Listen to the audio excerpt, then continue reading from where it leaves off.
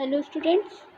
आज हम लोग फार्मर बिल्स की बात करेंगे। इसके विरोध के कारण क्या हैं ये जानेंगे और देखेंगे कि किस तरह से इसका समाधान हो सकता है और ये प्रोटेस्ट हो क्यों रहा है। पंजाब हरियाणा में जो ये प्रोटेस्ट हो रहा है और दिल्ली आसपास के क्षेत्र में, यूपी के भी कुछ क्षेत्र में, तो इनका प्रोटेस्ट क्यों हो रहा है, उसके पीछे के कारण क्या हैं, क्या सरकार चाहती है और इसका ग्लोबल एस्पेक्ट्स क्या है। हम लोग ये भी देखेंगे कि आखिर सरकार ये बिल लेकर क्यों आई है। आखिर सरकार का जो हिडन पॉइंट है वो सरकार जो बता नहीं पा रही है ओपनली। एमएसपी क्या है, एपीएमसी एक्ट क्या है, लेवी क्या होती हैं,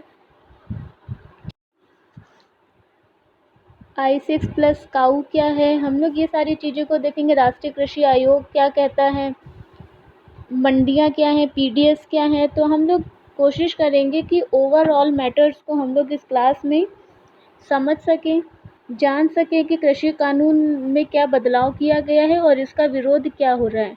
ओके गाइस, अगर इसके हम लोग विरोध की बात करें तो जब संसद द्वारा इसको पारित किया गया तो इसके 3 एस्पेक्ट्स थे जो हम लोग देखते हैं कि सरकार का क्या मानना है। पहले हम लोग ये देखते हैं, ठीक है, सरकार क्या कह रही है।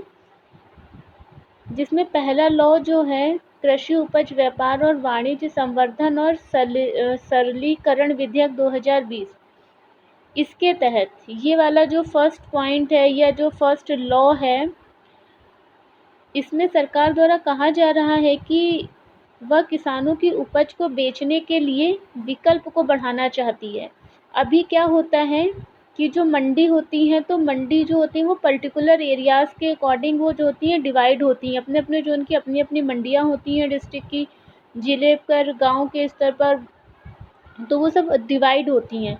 तो जब किसान अपने, मान लीजिए कि ये किसान है और किसान के एरिए में ये वाली मंडी पास पड़ती है, ये मान लीजिए 3 मंडी हैं, और अगर किसान को ये वाली मंडी पास पड़ रही है तो वो अपनी उपज लेकर यहाँ चला जाता है, तो उसको राइट है, क्योंकि जो बाकी मंडी है वहाँ पर ये नहीं जाएगा। तो कहाँ पे ये जा रहा है, जो इसके पास में मंडी लगती है, इसके क्षेत्र में लगती है, ये वहाँ जाएगा। तो मंडी में जाने के बाद ये अपनी उपज को बेचता है। वहाँ पे बहुत सारे बिचौलिए होते हैं, स्टोरेज की प्रॉब्लम्स होती हैं, कस्टमर्स नहीं होते हैं, और जो होलसेलर आते हैं, रिटेलर्स आते हैं, जो भी वहाँ पे कस्टमर्स होते हैं, वो जो तय होता है एमएसपी, एक एमएसपी होता है, ये जो एमएसपी पर तय होता है उसी के ऊपर ये यहाँ पर बेच रहे होते हैं। तो अब सरकार चाहती है कि ये खाली अपने पास की मंडी में ना जाकर कहीं भी जाने के लिए स्वतंत्र हो। मतलब अगर बिहार का है कोई किसान तो वो यूपी में आके बेच ले, यूपी वाला महाराष्ट्र की मंडी में बेच ले, महाराष्ट्र वाला कर्नाटक की मंडी में बेच ले। सरकार कुछ ऐसा प्रावधान चाहती है। तो ये क्यों, इससे क्या होगा, इसमें अगर निजी क्षेत्र बढ़ेगा और अगर, तो इससे ये होगा कि सरकार जो एमएसपी देती है, जो बार्गेनिंग हो रही होती है, जो सब्सिडीज़ होती हैं, उसमें जो क्या आएगी, कमी आएगी। क्योंकि जब ये किसान फ्री होगा कहीं भी जाके बेचने के लिए तो सरकार के ऊपर प्रेशर्स नहीं होगा। और सरकार उसको किस रूप में दिखाना चाहती है कि वो किसान की उपज को बेचने के लिए विकल्पों को बढ़ाना चाहती है। किसान इस कानून के जरिए एपीएमसी मंडियों के बाहर भी अपनी उपज को भेज सकते हैं। गाइज, अभी हम लोग एपीएमसी समझेंगे, एमएसपी समझेंगे, राष्ट्रीय कृषि आयोग समझेंगे, स्वामीनाथन और अशोक दलवाई कमेटी की सिफारिशें क्या थी, कैसे आय को दोगुना किया जा सकता है, इन सारी चीज़ों को हम लोग देखेंगे। तो अटेंशन क्लास में बनाए रहें, बहुत ही इम्पॉर्टेंट टॉपिक है। इसके जो ये पॉइंट्स हैं ना, लॉ, उपज वाला पहला पॉइंट कृषि उपज व्यापार और वाणिज्यिक संवर्धन सरलीकरण विधेयक 2020, दूसरा है कृषि सशक्तिकरण और संरक्षण कीमत आश्वासन और कृषि सेवा करार विधेयक 2020, तीसरा है इनिशियल कमोडिटी एक्ट 2020। तो ये जो आपके 3 है ना, सॉरी गाइस, ये जो आपके 3 एक्ट हैं, ये तीनों के तीनों पीटी पॉइंट ऑफ व्यू से मोस्ट इम्पॉर्टेंट हैं। ठीक, क्या है ये, मोस्ट इम्पॉर्टेंट है। क्या है, मोस्ट इम्पॉर्टेंट है पीटी पॉइंट ऑफ व्यू से। और आज की जो ये एग्रीकल्चर मूवमेंट्स के ऊपर हम लोगों ने क्लास ली है या जो फार्मर बिल्स के ऊपर हम लोग क्लास ले रहे हैं, ये आपके पीटी के साथ किसके लिए, मेंस के लिए भी बहुत ही ज़्यादा इम्पॉर्टेंट है। इसका कंटेंट आपके लिए बहुत ही ज़्यादा इम्पॉर्टेंट रहने वाला है। स्लाइड्स कम है, डिस्कशन ज़्यादा है, कंसंट्रेशन बना के रखिए। पीटी के लिए तो ज़रूरी है ही है ये क्लास, और मेंस के लिए उससे भी ज़्यादा ज़रूरी है। जो लोग इस बार मेंस देने जा रहे हैं उनके लिए एक क्वेश्चन ये है और वो आएगा ही आएगा। तो आप लोग एग्रीकल्चर लॉज को, एग्रीकल्चर के जो प्रोटेस्ट के कारण हैं, वो जो किसानों की डिमांड है उनको सब कुछ ध्यान में रखिए। बिल्कुल, किसान आंदोलन कब शुरू हुआ था ये कभी नहीं पूछा जाएगा, लेकिन किस लिए शुरू हुआ था ये मोस्ट इम्पॉर्टेंट क्वेश्चन बनता है। ओके गाइस, ये पीटी पॉइंट ऑफ व्यू से बहुत ही ज़्यादा है।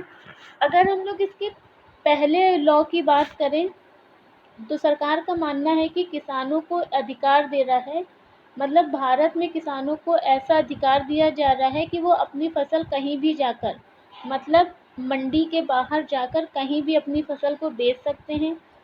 दूसरा जो है कृषि सशक्तिकरण और संरक्षण, कीमत आश्वासन और कृषि सेवा करार विधेयक, ये जो सेकंड पॉइंट है इसका, इसमें कॉन्ट्रैक्ट फार्मिंग के विवाद में समाधान के मौजूदा प्रावधानों के संबंध में किया गया है। ये किस लिए किया गया है कि जो संविदा कृषि है उसमें किसी भी किसान के पास जाकर कृषि बोने से पहले उससे समझौता कर सकता है। मान लीजिए कि अभी जो है ये कॉन्ट्रैक्टर है और ये किसान है हमारा, ये यहाँ पे जाता है, लेकिन जो ये ना पोस्ट हार्वेस्टिंग एग्रीमेंट होता है और बाद में अगर फसल ख़राब होती है या कोई प्रॉब्लम आती है, बारिश आ जाए, सूखा पड़ जाए, कोई भी क्लाइमेट चेंज हो जाए, कोई भी डिज़ास्टर आ जाए, तो ये लेने से मना कर सकता है। और किसान के पास ना तो इतना फंड होता है, ना ही इतनी टेक्नोलॉजी है, ना ही वो इतना सिंसियर है कि वो बहुत अच्छी से एक साइंटिफिक तरह से क्या कर सके, एग्रीकल्चर कर सके। तो सरकार चाहती है कि यहाँ पे जो कॉन्ट्रैक्टर हैं वो इनसे प्री हार्वेस्टिंग क्या करे, एग्रीमेंट साइन कर ले। सरकार का मानना है कि जब यहाँ पर फार्मर और कॉन्ट्रैक्टर के बीच में पहले ही प्री हार्वेस्टिंग एग्रीमेंट अगर हो जाता है तो ये जो है इनसे क्या हो जाएगी, फसल खरीदने के लिए बाध्य होगी। इसीलिए जब ये बाध्य हो जाएगी इससे लेने के लिए, तो ये इसको टेक्नोलॉजी प्रोवाइड करवाएंगे, बीज प्रोवाइड करवाएंगे, ठीक है, इनको इरिगेशन फैसिलिटीज़ देंगे, फर्टिलाइज़र देंगे। तो क्या होगा कि अल्टीमेट इसकी आय क्या हो जाएगी, बढ़ जाएगी। तो ऐसा सरकार का मानना है कि ये होगा। तो कॉन्ट्रैक्ट फार्मिंग के बाद जो विवाद आते हैं कि वो लेने से मना कर देते हैं फसल को, या कोई उसका कम मूल्य दे रहे होते हैं, तो ये सब क्या होगा, पहले से ही डिसाइड हो जाएगा। तीसरा है आवश्यक वस्तु संशोधन विधेयक। तो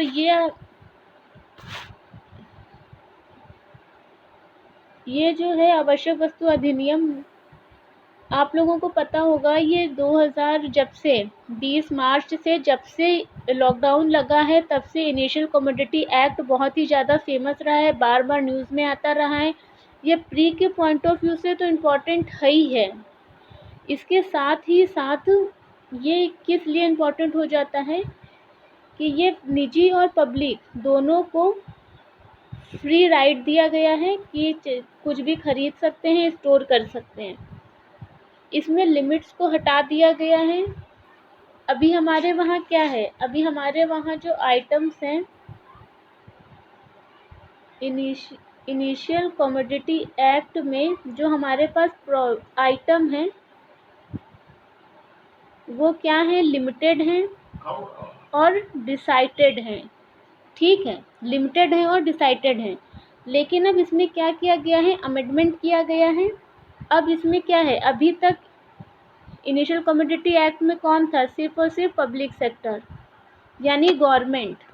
लेकिन अब इसमें संशोधन करके क्या किया जा रहा है, इसमें प्राइवेट कंपनी को भी इन्वॉल्व किया जा रहा है। इनिशियल कमोडिटी एक्ट में जो आइटम्स की लिस्ट है उसकी लिमिट 0 कर दी गई है, नो लिमिट में है। उसका स्टोरेज भी ज़ीरो कर दिया गया है, नो स्टोरेज कैपेसिटी, कोई भी उसकी कैपेसिटी नहीं है कि आप कितना रखेंगे। और विवाद के कारण भी यही है, किसान बोल रहे हैं यही विवाद के कारण भी है कि वो ज़्यादा खरीद के रख लेंगी और उसके बाद फिर एमएसपी पे हमसे, और फिर बाद में उसको ज़्यादा रेट पे बेचेंगी, उसको स्टोर करेंगी। क्योंकि आपको पता है कि जहाँ पर भी निजी सेक्टर इन्वॉल्व होता है वहाँ पर जो इफ़िशेंसी है वो बहुत ज़्यादा बढ़ जाती है, क्योंकि उनकी क्वालिटी ऑफ वर्किंग बहुत ही ज़्यादा अच्छी होती है। तो क्या हो रहा है कि इस चीज़ को वो बहुत ही ज़्यादा किसान इसका विरोध कर रहे हैं और सरकार इसको सपोर्ट कर रही है कि पब्लिक सेक्टर के अलावा अगर निजी सेक्टर आएगा तो गवर्नमेंट एमएसपी देने से पीछे हट सकती है, सब्सिडीज़ देने से पीछे हट सकती है। अभी हम लोग आगे की क्लास में देखेंगे कि किस तरह क्यों सरकार सब्सिडी और एमएसपी देने से बच रही है। ये एक डब्ल्यूटीओ के अंदर पीस क्लॉज है जिसके कारण हमें पीछे हटना पड़ रहा है, क्योंकि हमारे आगे एक लिमिट है। तो हम लोग इस चीज़ को अभी समझेंगे आगे की क्लास में, जो आपके मेंस पॉइंट ऑफ व्यू से बहुत ज़्यादा इम्पोर्टेंट है, जो आपके आईआर में भी आ सकती है।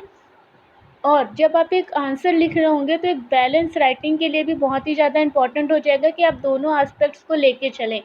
क्या क्या प्रॉब्लम्स आपकी आ रही हैं फार्मर्स के साथ और कौन कौन सी प्रॉब्लम्स आपकी आ रही हैं गवर्नमेंट्स के साथ। और आपका एक स्टैंडर्ड आंसर वही माना जाता है जो दोनों को बैलेंस करके चलता है, गवर्नमेंट और इश्यूज़ को। आप कभी भी डायरेक्ट किसी को टारगेट नहीं कर सकते हैं कि गवर्नमेंट निगेटिव कर दो या फिर आप इश्यूज़ को निगेटिव कर दो। आपको एक बैलेंस अप्रोच रखना है, पॉजिटिव के भी आपके पास होने चाहिए पॉइंट्स और निगेटिव के भी पॉइंट्स होने चाहिए, तभी आप एक बैलेंस आंसर लिख सकते हैं।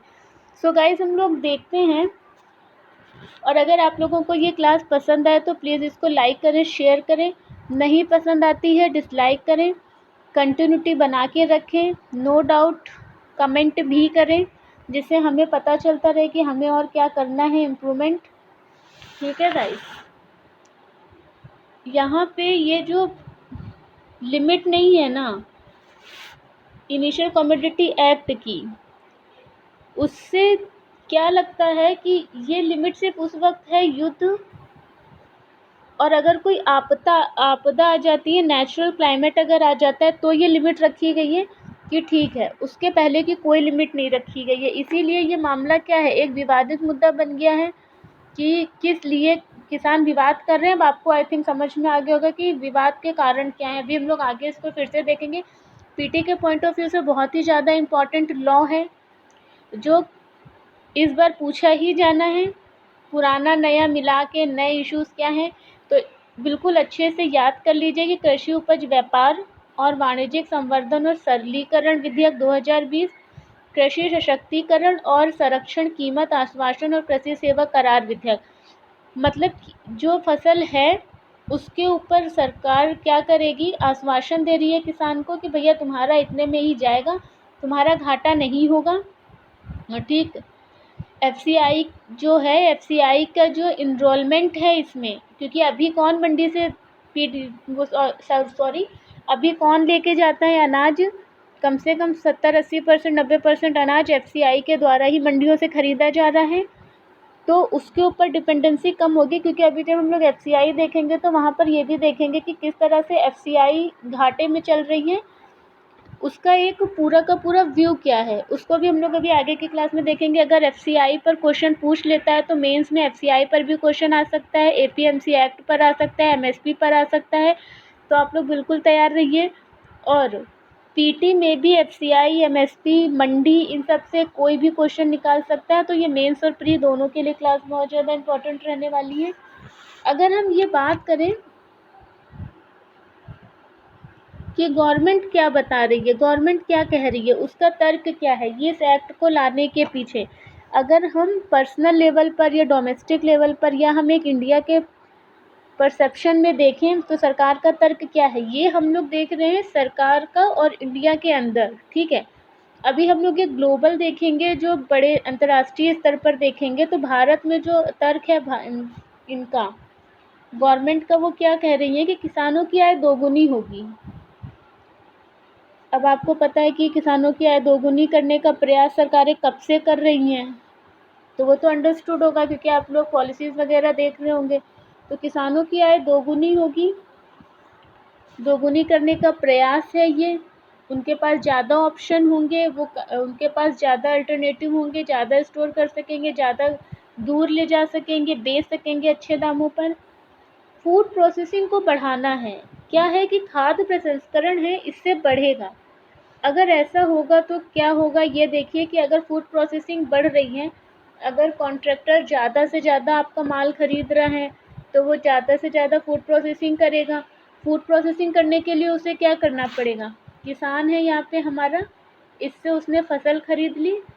अब फसल खरीदेगा तो वेयर हाउस या स्टोर में रखेगा, लेकिन उसको यूज़ करने के लिए वो क्या लगाएगा, फैक्ट्री लगाएगा, ठीक है।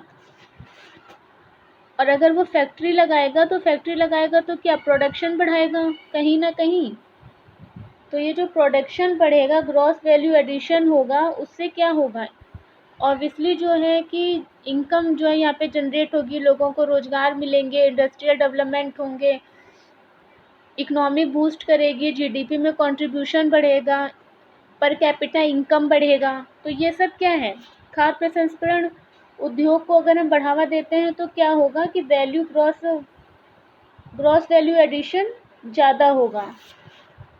वहीं पे अगर हम देखें कि कॉरपोरेट सेक्टर, अगर इसमें वाणिज्यिक निवेश को देखें तो अगेन वही बात है कि अगर इसमें वाणिज्यिक निवेश देख रहे हैं, कॉरपोरेट सेक्टर को देख रहे हैं, कॉरपोरेट इन्वेस्टमेंट देख रहे हैं, तो ऑब्वियस सी बात है कि अभी कोई भी निजी कंपनी जाकर माल नहीं खरीदना चाहेगी क्योंकि उसको उसमें घाटा दिखेगा। पहला घाटा क्या है, इनिशियल कमोडिटी एक्ट, उसके आगे लिमिट है कि वो इससे ज़्यादा ले नहीं सकती। अगर वो 5 बिलियन टन का प्रोडक्शन कर रही है और अगर वो यहाँ से सिर्फ 5,000 ही ले पाएगी तो वो क्यों जाएगी यहाँ पे। और इससे क्या होगा, अब मान लीजिए कि ये एक ज़िला है, यहाँ पे 6 ही किसान हैं, ये अपना एपीएमसी में चले आते हैं, मंडी में चले आते हैं किसान लेकर, और यहाँ पे जो कंज्यूमर है उसको ज़रूरत कितनी फसल की है, मान लो 15 की है, तो वो यहाँ पे 15 किसान नहीं है ना जिससे वो ले सकता है। तो क्या होगा, इससे क्या होगा कि ये बचेंगे, कहीं और जाने की कोशिश करेंगे, इन्वेस्टमेंट नहीं करेंगे। कमोडिटी पे ऑलरेडी रिस्ट्रिक्शंस लगे हुए हैं, श्योरिटी नहीं है, एमएसपी भी मिल रहा है, सब्सिडीज़ भी मिल रही हैं, अनाज ऑलरेडी क्या हो रहा है, एफसीआई खरीद के ले जा रहा है, वो भी सस्ते दामों पर। एमएसपी समझते हैं ना आप लोग, एमएसपी क्या है, फिक्स होता है। अगर 20 रुपये प्रति कुंटल है तो एफसीआई क्या करेगा, 20 रुपये प्रति कुंटल ले जाएगा, ट्रांसपोर्ट अपना मिलाकर अगर ये 22 का करता है तो पीडीएस में जाकर ये कितने का बिकता है। गेहूँ, चावल, आटा, मोटा अनाज कितने में है, 1 2 3 में, 3 रुपये में है। मान लीजिए गेहूँ लेके गया तो उसने बेच लिया, एफसीआई भी घाटे में, किसान भी घाटे में, क्योंकि उसको उसकी उपज का उसको कितना मिल रहा है। मान लो कि एमएसपी 20 तय किया था, उसकी 18 रुपये क्या आई थी, किसान की लागत आई थी, एमएसपी जो है 20 पे था, एफसीआई लेकर गया 22 पे, पीडीएस में उसने दे दिया 3 रुपये प्रति कुंटल। एफसीआई भी घाटे में है, किसान भी घाटे में है, और उसकी आय दोगुनी भी नहीं हो रही है। लेकिन अगर वाणिज्यिक निवेश होगा तो क्या होगा, स्टोर बढ़ेगा, ट्रांसपोर्ट बढ़ेगा, डिमांड बढ़ेगी। 15 के 15 अगर पहुंच जाएंगे यहाँ पर, जब कंपटीशन स्टार्ट हो जाएगा तो जो फसल है उसकी क्या होगी, क्वालिटी भी इम्प्रूव हो जाएगी, ठीक है गाइस। अगर ये कॉमर्शियल इन्वेस्टमेंट होगा तो इससे क्या होगा, इंफ्रास्ट्रक्चर भी डेवलपमेंट होगा। अगर हम लोग खाली इस पॉइंट को पकड़ लें तो इससे उद्योग भी बनेगा, टेक्नोलॉजी भी आएगी और अवसंरचना का विकास भी होगा। अभी कंपनियों को भंडार सुविधा होगी तो इंडस्ट्रियल सिक्योरिटी भी बढ़ेगी, समझ रहे हैं आप लोग। अगर किसान को भंडार सुविधा होगी, अगर कंपनियों को भंडार सुविधा होगी, अगर वो ज़्यादा ले सकते हैं, ज़्यादा स्टोर कर सकते हैं तो वो ज़्यादा प्रोडक्शन करेंगे, ज़्यादा प्रोडक्शन के लिए वो ज़्यादा इन्वेस्टमेंट करेंगे, ज़्यादा इन्वेस्टमेंट करने के लिए उन्हें ज़्यादा बड़ा इंफ्रास्ट्रक्चर चाहिए तो वो बड़ा प्लांट लगाएंगे, बड़ा प्लांट करेंगे। मतलब अगर आप कहीं 5 से 5 लाख रुपए खर्चा करने की पोजीशन में आ रहे हैं तो इसका मतलब क्या है, डैट्स मीन्स कि कहीं ना कहीं आपको इंडस्ट्रियल सिक्योरिटी मिल रही है, ठीक है गाइज। अब हम लोग अगर अवसंरचना की बात करें तो वेयर हाउस होगा, स्टोरेज होगा, ऑब्वियस हम लोगों ने अभी डिस्कस करा है कि अवसंरचना अच्छी होगी। अब जैसे कि टोल की बात ही अगर हम लोग कर लें, टोल गेट्स जो होते हैं वो प्राइवेट सेक्टर में था, वहाँ की रोड से हम लोग निकलते हैं, एक आरटीसी बसों से जाते हैं, एक वोल्वो वगैरह से जाते हैं, तो आप लोगों को खुद ही डिफरेंस समझ में आ रहा है कि अगर इस ये निजीकरण की तरफ हम लोग बढ़ते हैं तो कहीं ना कहीं फैसिलिटी बढ़ती है, कंफर्ट बढ़ता है, ठीक है। और ये भी है कि अगर किसान मंडी के बाहर निकलते हैं तो वो कस्टमर से प्रत्यक्ष रूप से जुड़कर डिमांड के आधार पर प्रोडक्शन कर सकते हैं।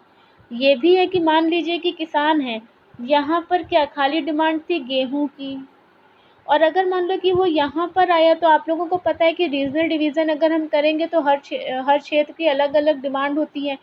तो हो सकता है वो यहाँ पर आए, यहाँ पर मोटे अनाज की ज़्यादा हो या सब्जियों की ज़्यादा हो, वो डिमांड बेस्ड हो जाएगा, कॉन्ट्रैक्ट करेगा, डिमांड बेस्ड हो जाएगा। अपनी इनकम को दोगुनी कैसे कर पाएगा? तभी कर पाएगा जब वो कुछ ट्रेडिशनल से थोड़ा हटके करेगा। ट्रेडिशनल से हटने के लिए उसे क्या चाहिए? ट्रेडिशनल से हटने के लिए उसे चाहिए कि वो क्या कर सके? ट्रेडिशनल से हटने के लिए उसको चाहिए कि वो अपने आप को एक्सप्रेट कर सके, फैला सके, अल्टरनेटिव उसके पास ज़्यादा हो, विकल्प ज़्यादा हो, ठीक है गाइस। हम लोग ये फेवर की बात कर रहे हैं अभी कि ये एक्ट आए हैं, जो अभी ये भी बात करेंगे कि किसान इसका विरोध क्यों कर रहे हैं। अभी आप पहले समझ लीजिए कि सरकार का पक्ष क्या है, वो चाहती क्या है, और सरकार को क्या लगता है इन चीज़ों से, मतलब सरकार क्या चाह रही है। उसका ग्लोबल स्टैंड और इंडियन स्टैंड दोनों देखते हैं हम लोग, और किसानों के बारे में भी बात करते हैं।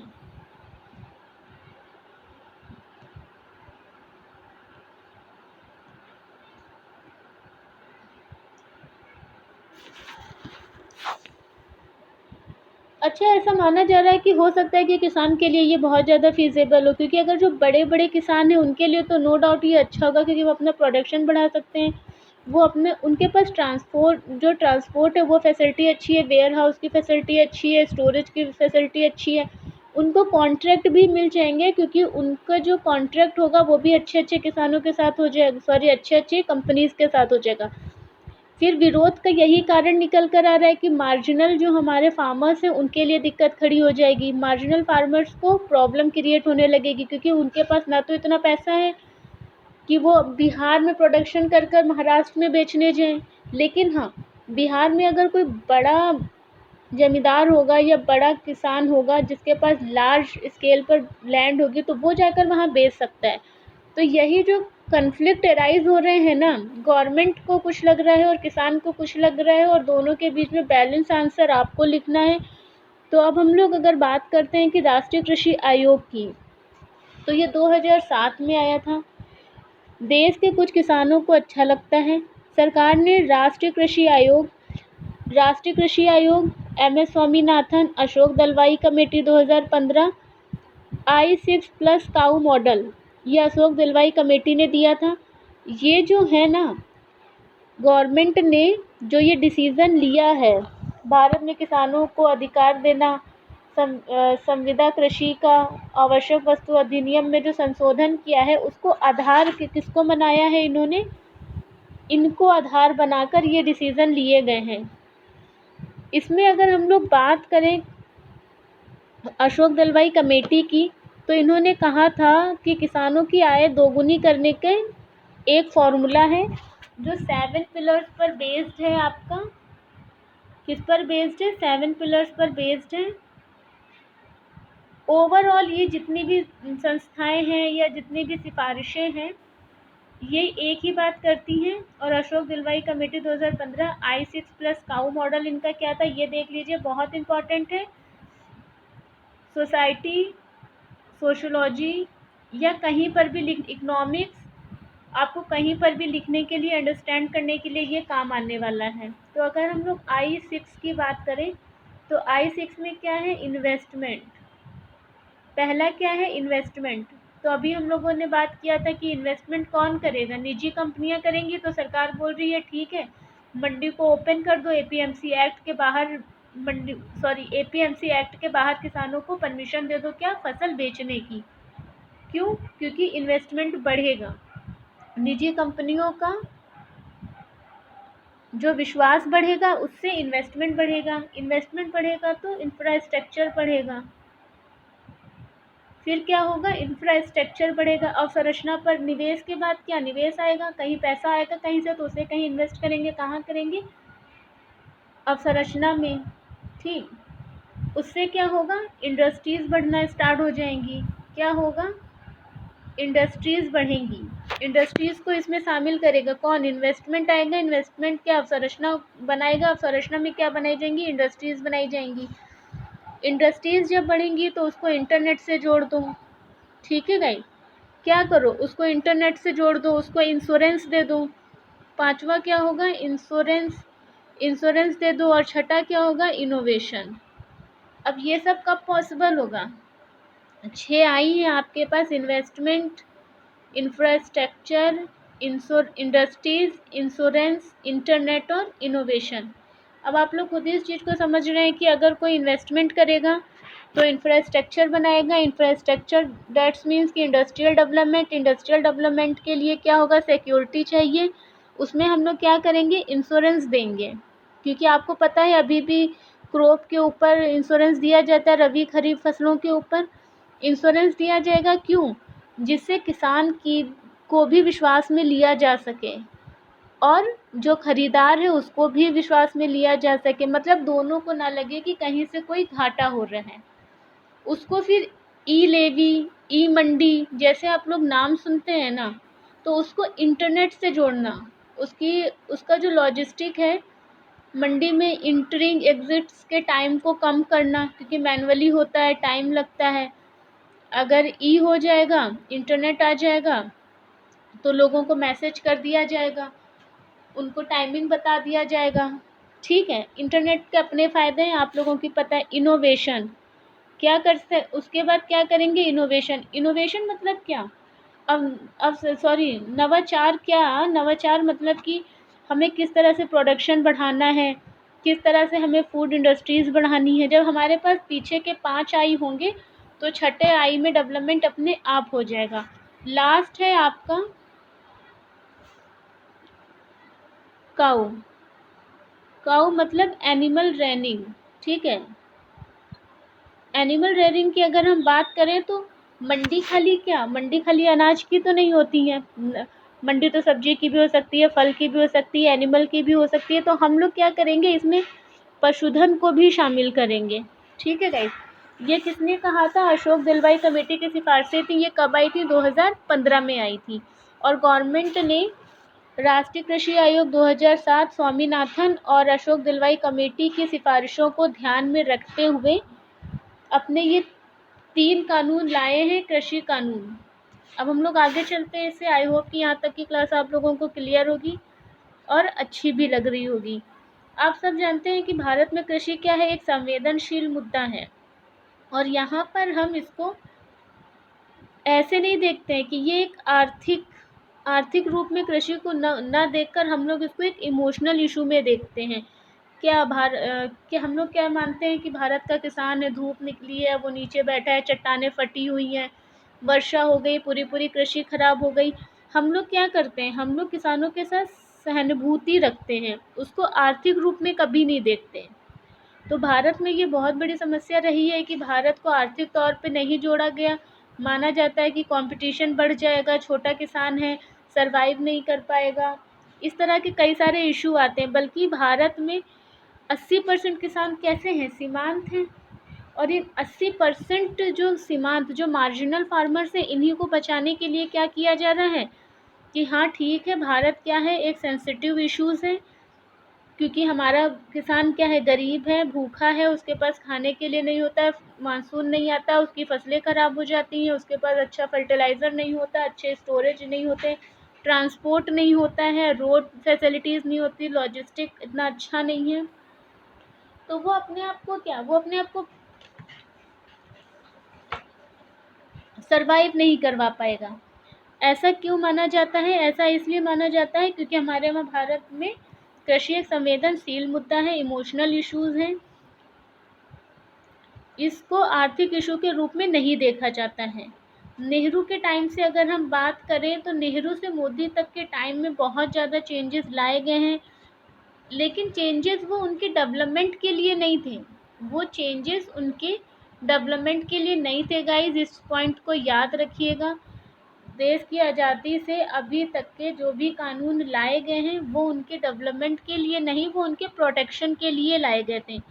जैसे कि मंडी, पीडीएस, जमींदारी एक्ट आपको पता है अभी नहीं, अंग्रेजों के टाइम से चल रहा है, जिसमें क्या कहा गया था, किसान को बचाना है, उसको आर्थिक मजबूत नहीं करना। दोनों पॉइंट्स में डिफरेंस समझिएगा, एक प्रोटेक्शन की बात कर रहा है और एक इकोनॉमिकल डेवलपमेंट की बात कर रहा है। तो हमने किसान को कभी इकोनॉमिकल डेवलपमेंट के लेवल पे नहीं देखा, हमने किसान को देखा वो बहुत ही ज़्यादा एक्सप्लॉइटेड है और उसे क्या करना है, प्रोटेक्शन देना है। ठीक है गाइस, तो इसीलिए हमने क्या किया, मंडी लाया। मंडी में वो आएगा, बेचेगा, सिक्योर जगह है, गवर्नमेंट की निगरानी में रहेगा, वहाँ पे मंडी सचिव होगा, समितियाँ होंगी, उनकी निगरानी में सारा काम चलेगा। पीडीएस क्या है, पीडीएस भी यही है कि हम अगर किसान से 22 रुपए में गेहूँ खरीद के ला रहे हैं तो उसको जो है कितने में दे देंगे, 3 रुपए में, 2 रुपए में, 1 रुपए में, जो हमारा पीडीएस का रेट चलता है चावल, मोटे अनाज और गेहूँ का, उसमें दे देंगे। फिर ग्रीन रेवोल्यूशन लाया गया। ग्रीन रेवोल्यूशन तो आपको पता है पंजाब हरियाणा में कितना फेमस रहा, कितना उससे प्रोडक्शन बढ़ा है, गेहूं का प्रोडक्शन बढ़ा है। 2007 के बाद से आपने देखा होगा कि जो खाद्य मतलब जो फूड क्राइसिस हुआ था उसमें ये ग्रीन रेवोल्यूशन ने कितना ज़्यादा अपना सपोर्ट किया है, कितना ज़्यादा कंट्रीब्यूशन है इसका। एपीएमसी एक्ट की अगर बात करें, फूड प्रोडक्शन एक्ट की बात करें, तो इसने क्या किया है, इन सब ने मिलकर कहीं ना कहीं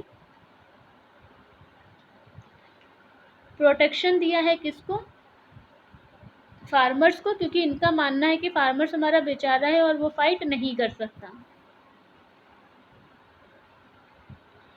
अगर भारत में हम देखें कि इमोशनल और एथिकल के साथ साथ इसको आर्थिक रूप में कुछ टाइम पहले से देखा जाने लगा है, हम बिल्कुल निगलेक्ट नहीं कर सकते हैं, क्योंकि राम मनोहर लोहिया मॉडल जो रहा है 1991 का, देवगौड़ा की सरकार हो चाहे वाजपेयी की सरकार हो, मनमोहन जी हो, इन्होंने कहीं ना कहीं रिफॉर्म्स लाने की कोशिश की है। रिफॉर्म्स नहीं आ पाए वो बात अलग थी, उतना अचीवमेंट नहीं हुआ वो भी चीज़ें अलग की थी, लेकिन सरकारों ने प्रयास किए थे। ठीक है, और एक मुद्दा, एक ये भी कहा जाता है जैसे कि कश्मीर का मुद्दा कोई नहीं सुलझाना चाह रहा था क्योंकि वहाँ पे वोट बैंक की राजनीति होती थी, वो पॉलिटिक्स मुद्दा था। वैसे हमारे वहाँ एग्रीकल्चर भी क्या है, वोट बैंक की तरह ही देखा जाता है। लेकिन अगर हम वर्तमान सरकार की बात करें और अगर इस बिल के लाने की बात करें तो ऐसा माना जा रहा है कि वर्तमान सरकार इसको इकोनॉमिकल, एथिकल और इमोशनल तीनों आधार पर देख रही है। अब अगर हम विवाद के कारण देखें कि विवाद के कारण क्या है, आई थिंक गाइस कि आप लोगों को यहाँ तक समझ में आ रहा होगा। प्लीज़ आप लोग कमेंट, लाइक, शेयर, कुछ डिसलाइक कुछ भी ज़रूर किया करिए। आप लोग 1 वे क्लास चला रहे हैं, बहुत मुश्किल हो रही हैं चीज़ें।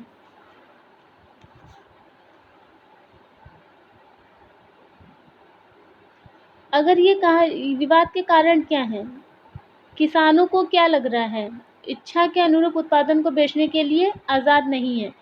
मतलब किसान को ऐसा लग रहा है कि पहले हमारे पास एक मंडी होती थी, हम वहाँ पे जाते थे, वहाँ पे हम अपने फसल को बेच लेते थे, लेकिन अब हमसे वो राइट छीन लिया गया है। और अब क्या होगा, हम कहीं भी जाकर बेचेंगे और उल्टे सीधे दाम होंगे, एमएसपी मिलेगा नहीं, सब्सिडीज़ ख़त्म हो जाएंगी, प्राइवेट कंपनीज़ हैं, मनचाहे रेट पर हमसे खरीदेंगी और वो ज़्यादा भी खरीद सकती हैं, क्योंकि किसान के पास क्या है, 80% अगर मार्जिनल किसान है तो उसके पास क्या है, वेयर हाउस की व्यवस्था नहीं है, अनाज ख़राब हो जाएगा, फेंका जाएगा, उससे बेहतर है उसे हम बेच दें, वरना उसका ज़ीरो इनपुट मिलेगा। तो अपना इनपुट निकालने के लिए क्या करते हैं कि उसको बेचना होता है।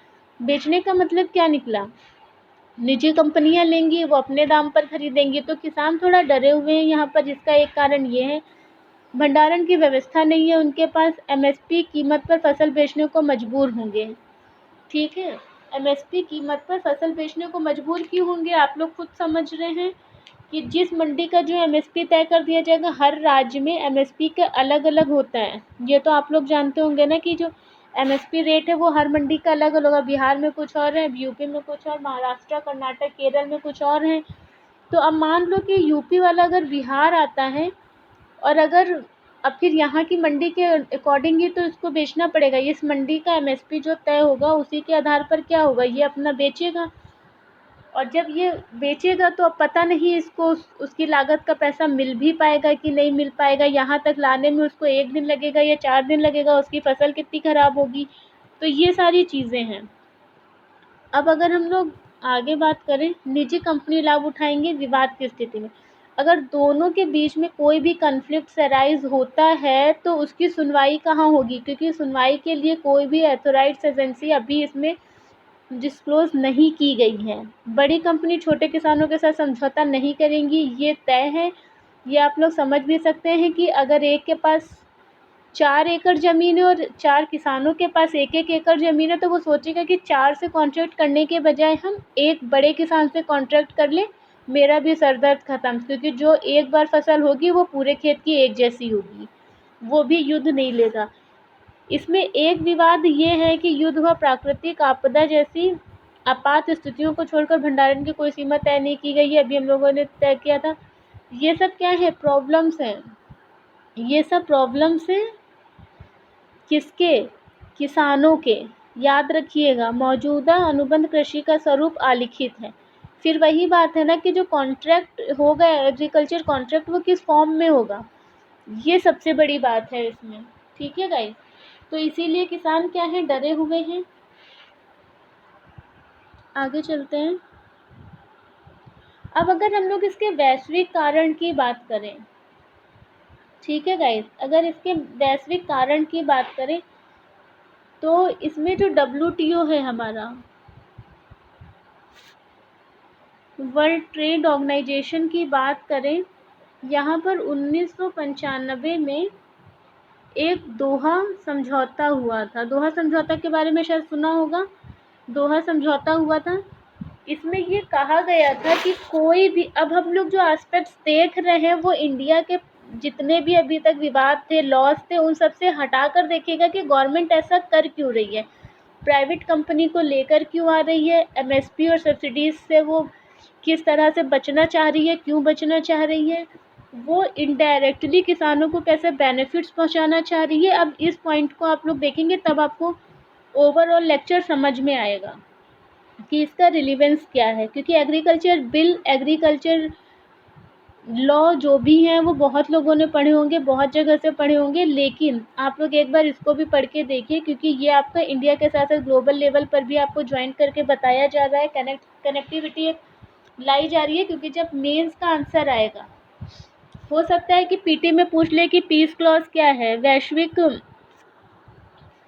एंगल क्या है इसका, लेकिन जब मेंस में पूछेगा ना तो मेंस में वो पूरा कनेक्ट करके पूछेगा कि आखिर भारत सरकार ऐसा क्यों कर रही है।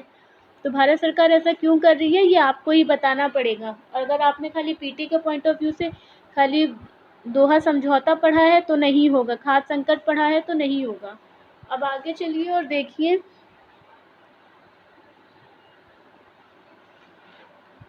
आप लोग जानते हैं अगर हम अभी भारत की बात करें तो आप लोगों को पता है कि भारत में भारत क्या करता है, भारत सरकारें क्या करती हैं, अपने किसानों को क्या देती हैं, एमएसपी देती हैं और क्या देती हैं, सब्सिडीज देती हैं। मान लीजिए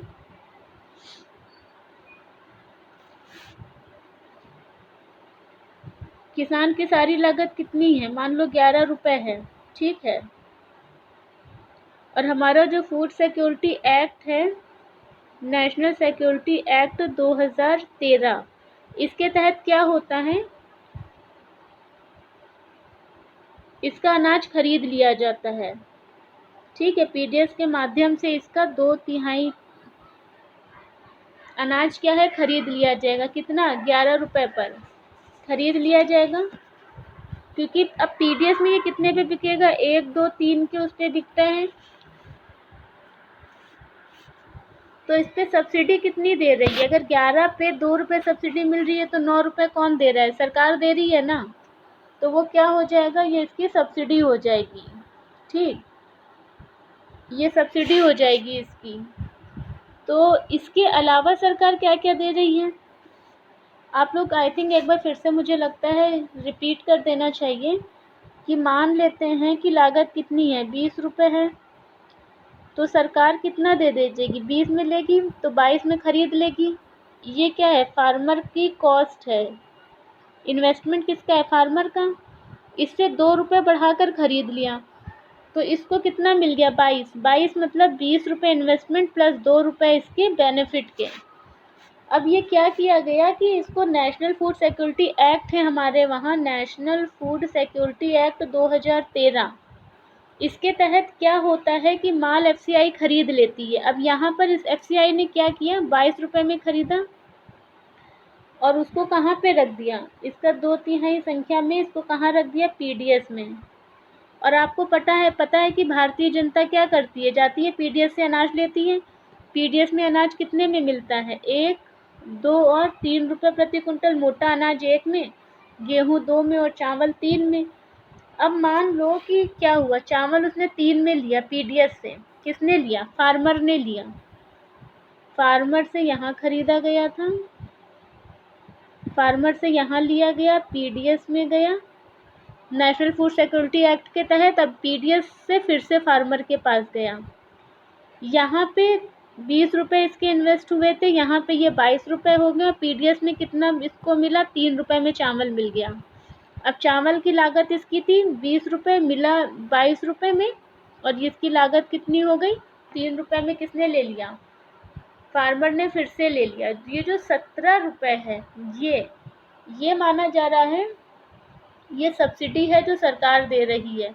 मतलब कि ये वैसे हम अगर ओपन मार्केट में जाके चावल लेंगे तो हमें कितने में पड़ेगा, अगर पीडीएस में 22 रुपये में है तो हमें 22 में पड़ेगा, लेकिन यहाँ पे उसको 3 रुपये में पड़ रहा है, तो मतलब 17 रुपये क्या दे रही है, सरकार दे रही है, छूट दे रही है, जो वो सब्सिडी हो गई। अब सरकार खाली सब्सिडी तो नहीं देती है, फर्टिलाइज़र में भी दे रही है, इलेक्ट्रिसिटी में भी दे रही है। तो अगर हो सकता है कि जो उसने 20 रुपये में प्रोडक्शन किया था फार्मर ने, वो प्रोडक्शन अगर उसको इलेक्ट्रिसिटी देना पड़ता, फर्टिलाइज़र अगर उसको कम रेट पे ना मिलता तो वो कॉस्ट और ज़्यादा बढ़ जाती। हो सकता है वो 20 की जगह 40 में होता, फिर पीडीएस में आते आते वो कितने का, 44 का हो जाता, और फिर जाकर उसको देता। तो ये जो गैप आ रहा है पीछे वाला, आप लोग समझ पा रहे हैं, ये जो गैप आ रहा है, तो ये सब्सिडी क्या है, ये मोस्ट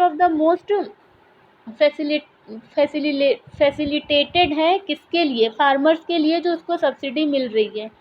सब्सिडी अब आप लोग समझ गए ना, 20 से 22 और फिर ये मान लो 17, चावल था 3 में, 3 रुपये पीडीएस में मिला, 17 रुपये की सब्सिडी। अब ये सब्सिडी जो है ना, इसका जो है, आप लोग ये समझिएगा, ये पूरा खेल है जो सरकार दे रही है अपने किसानों को। अब भैया दुनिया के और भी देश हैं जिनके वहाँ ये चीज़ें हो रही हैं, वो चाहते हैं कि कंपटीशन हो। WTO है क्या, वर्ल्ड ट्रेड ऑर्गेनाइजेशन क्या है, वो यही तो देखता है ना कि फ्री तरह से ट्रेड हो सके, किसी भी तरह का बार्गेनिंग ना हो, डंपिंग ना हो। डंपिंग का मतलब क्या है कि आप कंपटीशन लेवल पर जब वैश्विक लेवल पर अपने सामान को बेचते हैं तो एक मूल्य डिसाइड होता है, आप उसके नीचे नहीं जा सकते, एक प्राइस है वो डिसाइडेड है, उसके नीचे आप जाके नहीं बेच सकते। लेकिन मेरे पास अगर चावल ज़्यादा मात्रा में हो गया, हमने अपने किसानों को ज़्यादा क्या दे दिया, सब्सिडी दे दी, उन्होंने ज़्यादा प्रोडक्शन कर दिया। अब मेरी लिमिट है 50,000 कुंटल की, टन की, ठीक है, ये कौन है, इंडिया है। वहीं अगर हम और 100,000 टन कुंटल की किसकी है, यूएसए की है, तो ऑब्वियसली ये हमसे ज़्यादा सस्ता बेच पाएगा, हमारी कैपेसिटी के अकॉर्डिंग अगर ये हमसे ज़्यादा सस्ता बेच पाएगा तो ये क्या करेगा, ये ग्लोबल चेन एडिशन जो हमारा चल रहा है एलपीजी, उसमें अपनी पकड़ ज़्यादा मजबूत कर पाएगा। कंपटीशन में ये हमेशा पीछे रह जाएगा। तो जो फ्री ट्रेड है, फेयर ट्रेड है, उसके लिए क्या किया गया, दोहा समझौता। दोहा समझौता क्यों किया गया, जिससे एक फेयर ट्रेड हो सके। मतलब अगर तय कर दिया है कि अगर एक फसल का प्राइस, अगर मान लो कि 1,000 कुंटल को हमें 500 या $500 में बेचना है, तो फिर ये सारे देशों के लिए होगा। एक के लिए नहीं होगा। अब हम इससे ऊपर भी नहीं जा सकते ज़्यादा और इससे ज़्यादा नीचे भी नहीं जा सकते, क्योंकि शुगर वाला जो मामला है शुगर मिल्स का, उसमें यही थाईलैंड की चीनी सस्ती है, भारत की चीनी महंगी पड़ती है, कंपटीशन से बाहर होने की नौबत आ जाती है। फिर इन्वेस्टर इन्वेस्ट नहीं करना चाहते, इन्वेस्ट नहीं करेंगे तो इंफ्रा नहीं बनेगा, इंफ्रा नहीं आएगा तो इनोवेशन नहीं होगा, फिर पूरा जो एक साइकिल है ना वो टूट जाएगा। तो उनको ट्रस्ट में लेने के लिए तो क्या हुआ, दोहा समझौता हुआ। तो यहाँ पे जब दोहा समझौता हुआ तो यहाँ पर डब्ल्यूटीओ ने डिसाइड किया, डब्ल्यूटीओ की मेंबर्स कंट्रीज़ ने डिसाइड किया कि 10% से ज़्यादा कोई भी देश प्रोडक्शन के लिए अपने किसानों को सब्सिडी नहीं देगा। मतलब सब्सिडी की लिमिट कितनी तय हो गई है, अब आप 10% तक की सब्सिडी दे दो और जितना प्रोडक्शन करवाना चाहते हो करवा लो, इससे ज़्यादा सब्सिडी आप नहीं दे सकते, चाहे आपका नील रहे प्रोडक्शन। ठीक, तो अब क्या हुआ, जब भारत ने अपने किसानों को सब्सिडी दिया, भारत में सब्सिडी ज़्यादा दी जा रही थी, भारत ने डब्ल्यूटीओ में इस चीज़ को माना भी कि हाँ हम दे रहे थे। ये पता कैसे चला, ये डब्ल्यूटीओ में शिकायत दर्ज करवाई थी, किसने करवाई थी, यूएस और यूएई ने। ठीक है, यूनाइटेड नेशन ने, सॉरी संयुक्त राज्य अमेरिका ने और यूवी ने क्या किया था, कंप्लेन करवाई थी। इनका मानना है कि भारत अपने किसानों को ज़्यादा सब्सिडी दे रहा है। अगर इनका मानना है तो फिर जो गाइडलाइंस हैं, दोहा समझौता भारत ने साइन किया है, तो ये क्या है, भारत समझौता अगर इसने साइन किया है तो ये इसको मानना पड़ेगा, ये 10% से ज़्यादा सब्सिडी नहीं दे सकता। और विकासशील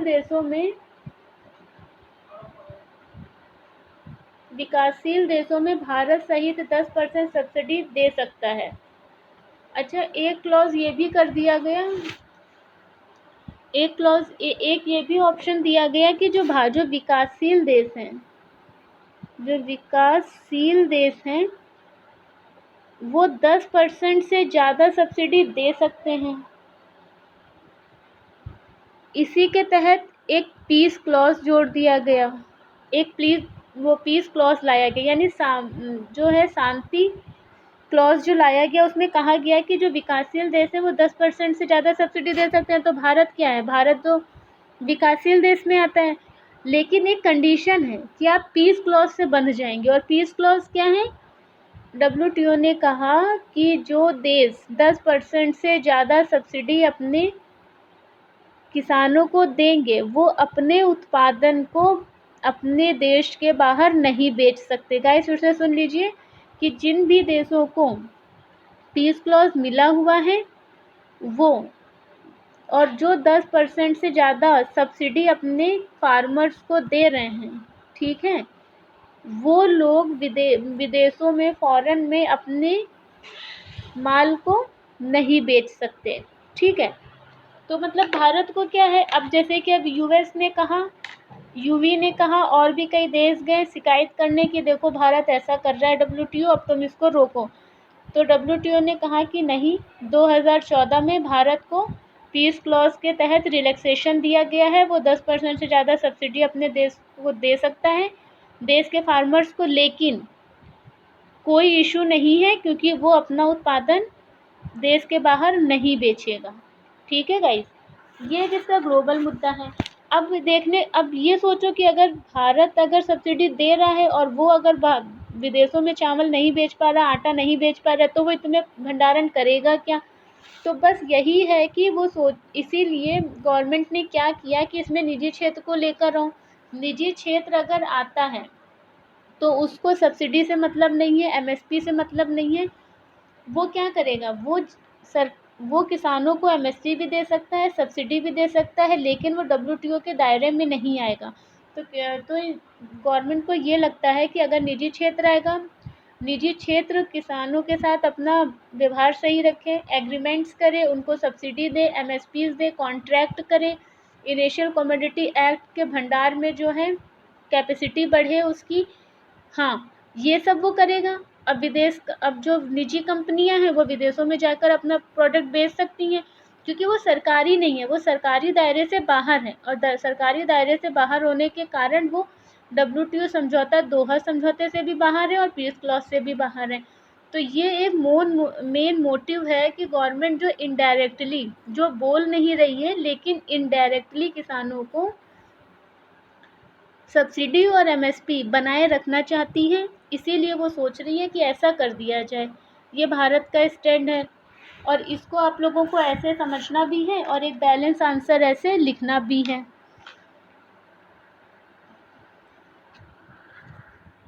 अब अगर हम वहीं पर बात करें कि इसमें बेनिफिट क्या होगा, नए बिल से बेनिफिट क्या हो रहा है, तो अब MSP नहीं मिल पाएगी।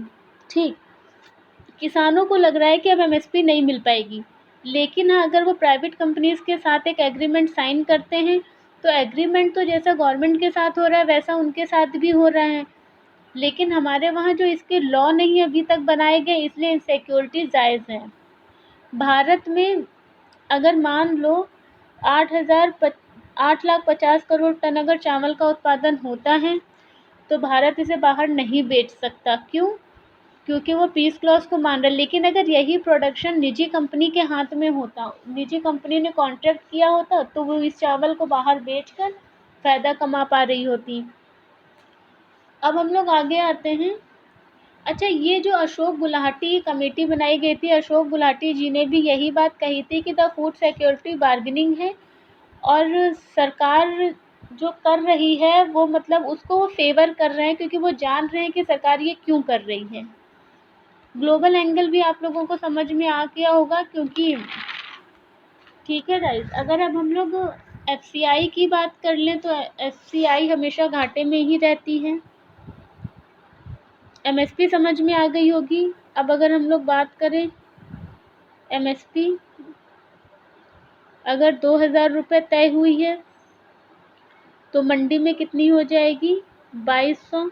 यहाँ पर क्या XYZ कंपनियाँ होंगी, ठीक है। अब यहाँ पर FCI भी होगी, अथॉरिटी में है मोस्टली कितना क्या करें, ज़्यादा से ज़्यादा FCI खरीद लेती है 80-90%। इसका लॉजिस्टिक मिलाकर कितना पड़ता है? अगर FCI ने खरीद लिया है तो FCI का लॉजिस्टिक मिलाकर अगर 2,400 रुपये पड़ रहा है, और अगर इसे कहाँ लेके जाना है? PDS में लेके जाना है, और PDS में उसको कितने में बेचना है? वही वाला पूरा फंडा है जो भी आप लोगों को पीछे डिस्कस करवाया था।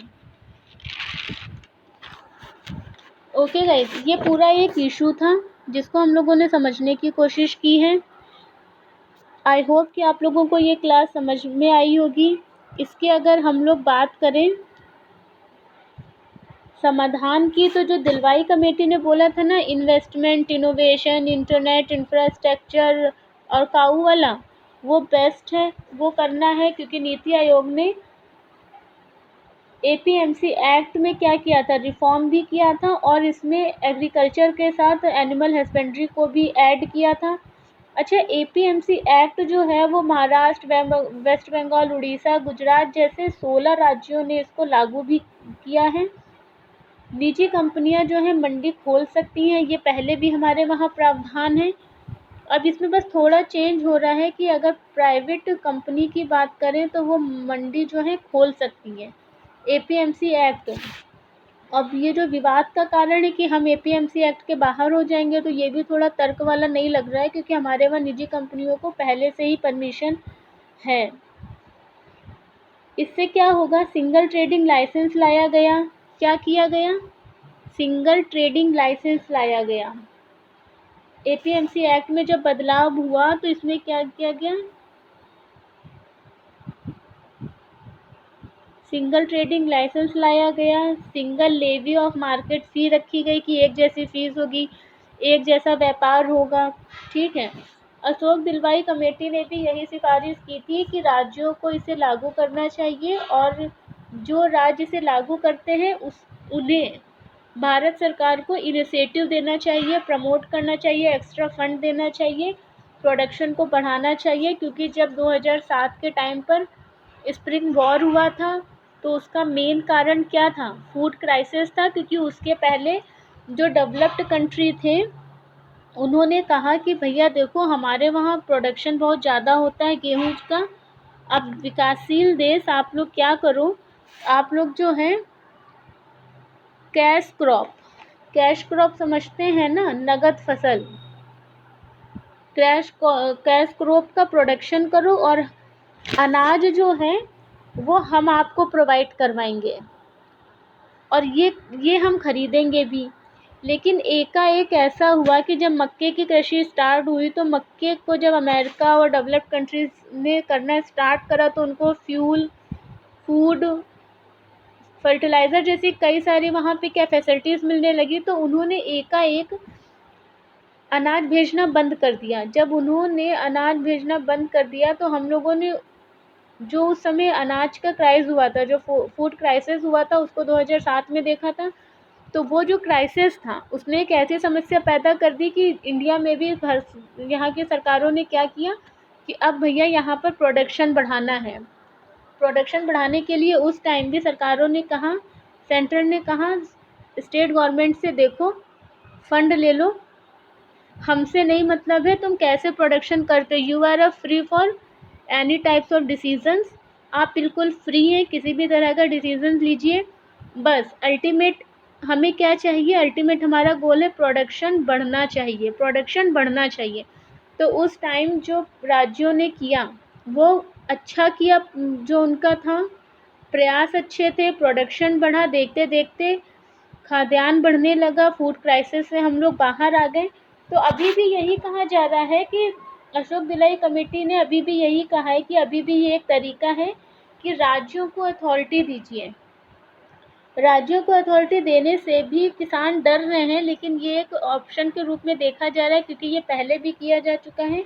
माना जा रहा है कि प्रोडक्शन को बढ़ाना है तो राज्यों को अधिकार दीजिए, उनको फंड दीजिए और जो राज्य उस दिशा में अच्छा प्रदर्शन करते हैं उनको अच्छे से मोटिवेट कीजिए, फैसिलिटेट कीजिए, फंडिंग प्रोवाइड कीजिए, उनके लिए अलग अलग तरह की सुविधाएं दीजिए जिससे वो राज्य और अच्छा प्रदर्शन कर सके और उसको देखकर जो अन्य राज्य हैं वो भी अच्छा प्रदर्शन कर सकें। तो गाइज़ ये आज हमारी क्लास थी। एक क्लास हम लोग और किसानों पे लेंगे जिसमें मंडी व्यवस्था देखेंगे, एपीएमसी एक्ट पूरा देखेंगे। सो गाइज़ आज की क्लास आप लोगों को कैसी लगी कमेंट बॉक्स में ज़रूर मेंशन करें। कोई भी प्रॉब्लम होती है कंटेंट को लेकर, डेट्स को लेकर या आपको लगता है तो कमेंट करें, लाइक करें, डिसलाइक करें, लेकिन अपना फीडबैक ज़रूर दें, चाहे किसी भी फॉर्म में दें। ओके गाइज़, हम लोग फिर नेक्स्ट क्लास में मिलेंगे। इसको आप लोग अच्छे से पढ़िएगा, ये आपके पीटी पॉइंट ऑफ व्यू से बहुत ज़्यादा इम्पॉर्टेंट है और मेंस के लिए तो है ही है, PT as well as mains, ये दोनों को फोकस कर रहा है, बहुत ही इम्पॉर्टेंट है, क्वेश्चन यहाँ से आने ही आने हैं। तो आप लोग देख लीजिए कि आप लोगों को क्या करना है, अच्छे से पढ़ना है। मंडी क्या है, आप लोग एक सरल लैंग्वेज में मंडी समझ लीजिए क्या होती है। मंडी एक कॉम्पैक्ट की तरह होती है। यहाँ पर क्या होगा, ट्रेडर भी होगा, फार्मर भी होगा, गवर्नमेंट भी होगी और कस्टमर भी होगा। ये क्या है, ये मंडी है जहाँ पे फार्मर जाएगा, व्यापारी बैठे होंगे, यहाँ पे बहुत सारे कस्टमर्स आएंगे, गवर्नमेंट का हस्तक्षेप होगा, वो बताएगी। एपीएमसी एक्ट क्या है, यही तो है ना। एफसीआई क्या है, गवर्नमेंट एजेंसी है, वो क्या करती है, गवर्नमेंट एजेंसी एफसीआई के बारे में आप लोग एक बार अच्छे से पढ़ लीजिएगा। क्वेश्चन की पॉसिबिलिटी है कि बहुत ज़्यादा यहाँ से निकले। मंडी को यार्ड के रूप में देखा जाता है और मंडी जो है आपकी पशुधन, सब्जियों, अनाज किसी की भी हो सकती है, फूलों की भी मंडी होती है। तो आप लोग ये इस चीज़ को देखिए। और एपीएमसी एक्ट आया कब था, ये देखो 1970 के दशक में लाया गया था, ठीक है। और मंडी के अगर हम फ़ायदे देखें कि आखिर मंडी में ऐसा है क्या जिसकी वजह से किसान इतना उथल पुथल मचा रहे हैं, क्योंकि उनको लग रहा है कि कुछ डिस्टर्बेंस आएगा तो किसानों को उनकी उपज का उचित मूल्य मिल जाता है। मंडी में किसान के जो नेविगेशन में प्रॉब्लम नहीं आती है, वो उनके एरिया के पास में होती हैं, उनको बीज, उर्वरक जैसी फैसिलिटीज़ मिल जाती हैं, इंश्योरेंस सुविधा होती है, वहाँ पर इंश्योरेंस मिल जाता है, फसलों का मानकीकरण, स्टैंडर्डाइजेशन हो जाता है। और ये क्या है, एक चेन व्यवस्था के रूप में काम करती है। तो गाइज आज की क्लास हम लोग यहीं रोकेंगे। आई होप कि आप लोगों को वीडियो पसंद आया हो, और अगर आप लोगों को वीडियो पसंद आया है तो प्लीज़ लाइक शेयर कमेंट करिए, नहीं पसंद आया है तो प्लीज़ डिसलाइक करिए। Okay guys, thank you, bye. कल हम लोगों की करंट की क्लास होगी, ज्योग्राफी की क्लास मंडे को होगी। Okay bye.